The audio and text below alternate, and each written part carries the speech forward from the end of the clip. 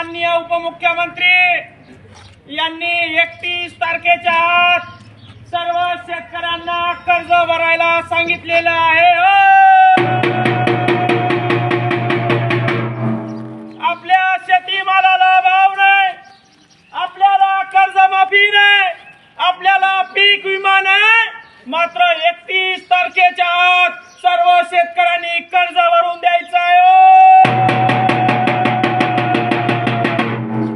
आपल्याला निवडणुकीत सांगण्यात आलं तुमची कर्जमाफी करू, तुम्हाला 1 रुपयामध्ये पीक विमा देऊ, मात्र पीक विमा दिला नाही, कर्जमाफी दिली नाही, मात्र 31 तारखेच्या आत पूर्ण कर्ज भरून याच सांगितलं। तंटामुक्ती इकडे या,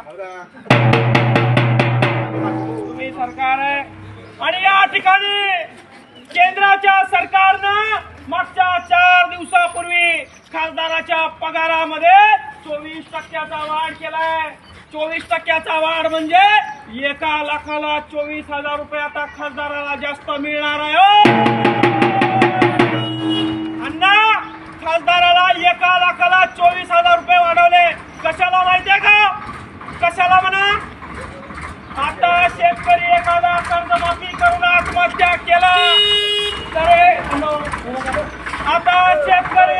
कर्जमाफी करून आत्महत्या केला, हा खासदार येणार, ताफा घेऊन येणार, त्या शेतकऱ्याच्या थडग्यापासून येऊन उभं राहणार आणि भावपूर्ण श्रद्धांजली देणार आणि शेतकऱ्याच्या टळूवरचं लोणी खाणार।